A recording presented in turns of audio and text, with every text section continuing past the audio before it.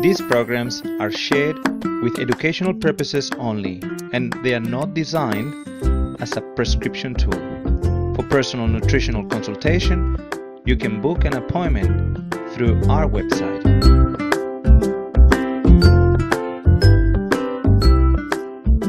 Thanks for listening. My name is Sande, and this is Health on Audio, a short program where we put the emphasis on health.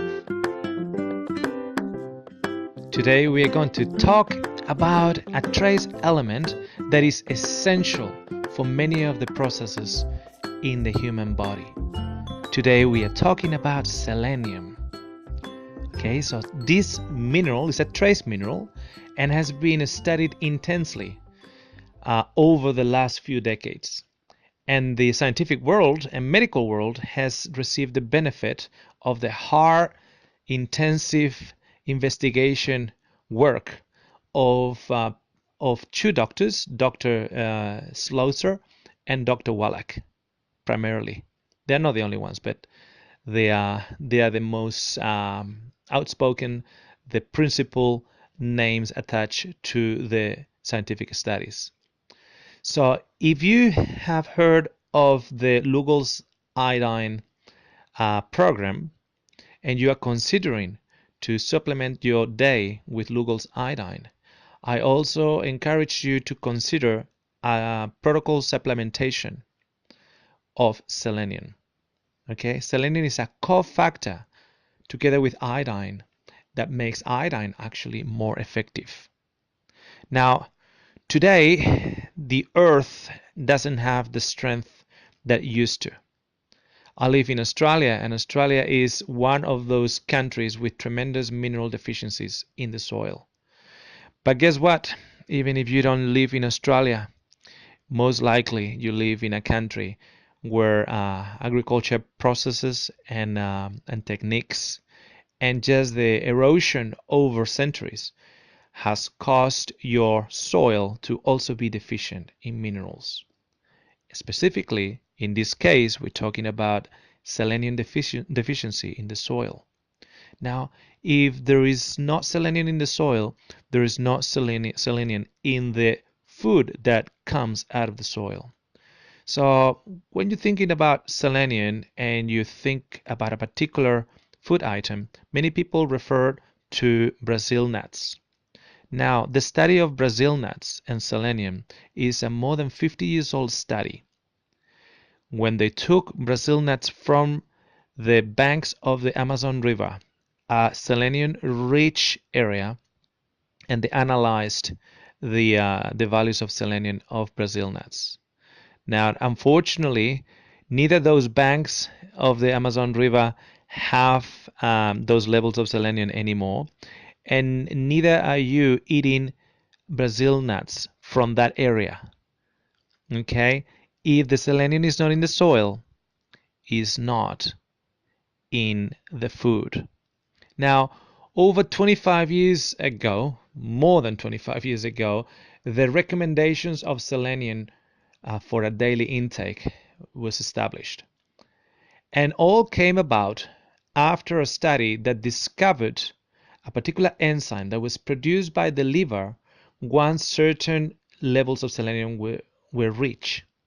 That enzyme, glutathione peroxidase, revolutionized the concept of antioxidants and the concept of free radicals, because the liver produced this potent enzyme that was hundreds of times more powerful than vitamin C, but it was dependent on the level of selenium that was in the body.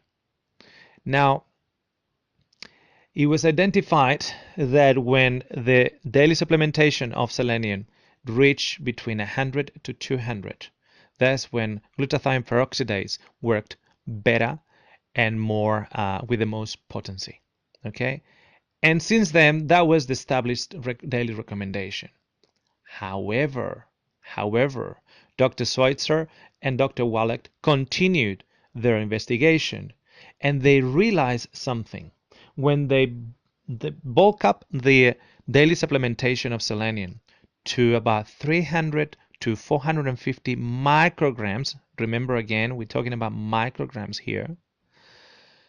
Between 300 and 450, they discover 25 new enzymes that were activated, that were not known when the original recommendations were issued. Now, these recommendations of 300 to 450 micrograms are not just endorsed by the Institute of Nutrition, which is an internationally recognized scientific-based organization, but by many others that have followed the published studies.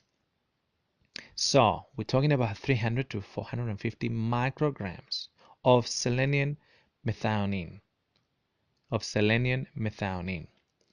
Again, these amounts are not just safe, but extremely conservative.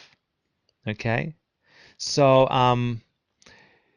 many of the studies identify the fact that the average selenium intake in modern society is about 50 micrograms. 50, only 50. It is estimated that in a field of one acre is less than a quarter of a teaspoon of selenium spread throughout. That's how deficient our soils are. Now, when we're talking about selenium methionine, that's yeast-based selenium, though you can actually get also yeast-free versions of it. Now, it has been identified that a deficiency in selenium will increase the illnesses in the thyroid. It will also increase cardiomyopathy. It will actually put a tax on your immune system. Your immune system will be more tired. Will be more issues with your liver, more liver conditions, more autoimmune conditions, and an increase on certain types of cancer. So, my recommendation, together with Lugol's iodine, is that you will put some selenium in your day, and your life will be thankful for it.